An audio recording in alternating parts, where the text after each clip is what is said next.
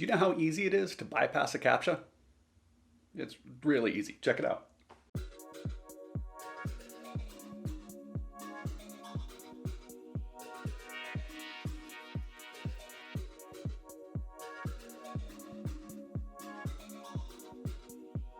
Maybe you're interested in intercepting JavaScript, modifying it, deobfuscating it, transforming it before it even reaches Chrome. Well, we can do that too. Now we need to listen for events. Here we're waiting for the network.requestIntercepted event. And for the event object and the handler, we're taking out the interception ID and request. Or maybe you're wondering how attackers crack passwords.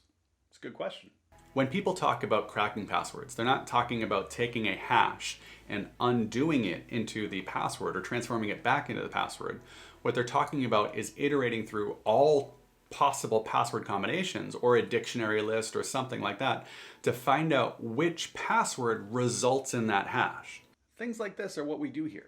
There's a lot of hacking the web, manipulating JavaScript, doing weird stuff with web stuff.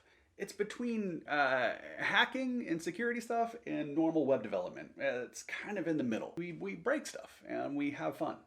So if you like that sort of thing, then come stay a while.